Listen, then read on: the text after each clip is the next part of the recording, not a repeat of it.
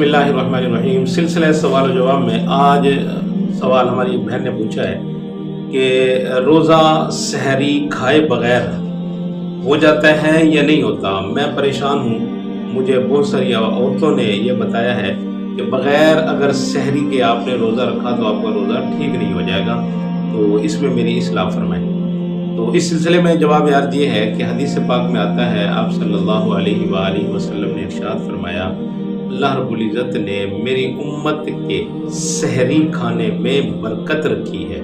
اور میں بھی سحری کرتا ہوں، حدیث پاک میں آتا ہے۔ ایک تو یہ، دوسری بات یہ ہے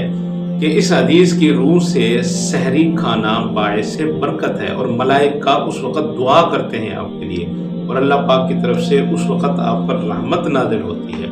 اور تیسرا یہ ہے کہ جب آپ سحری کا کھانا کھاتے ہیں تو آپ کے روزے میں دن بھر قوت رہتی ہے، آپ کو کمزوری نہیں ہوتی، نقاہت نہیں ہوتی، آپ پھر دن کی عبادت صحیح کر سکتے ہیں۔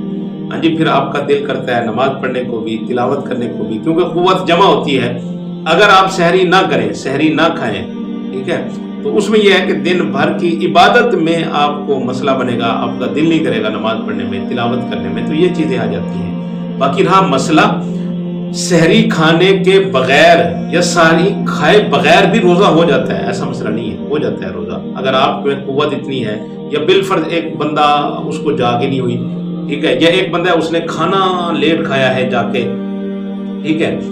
تو اس کا ابھی وہ کھانا ہضم ہی نہیں ہوا، تو دوسرا کھانا کیسے کھا سکتا ہے، ٹھیک ہے۔ تو اب اس صورت میں سحری اس کی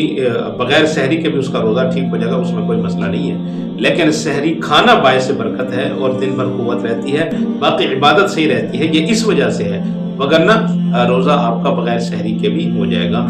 باقی مشورہ یہ ہے کہ سحری کر لینی چاہیے، ایک تو حدیث پر عمل ہو جائے گا، دوسرا برکت ہو جائے گا آپ کا کھانا، اور تیسرا یہ ہے کہ دن بھر آپ کو قوت ملے گی، اور اس سے باقی عبادت میں آپ کے لیے خلل پیدا نہیں ہوگا۔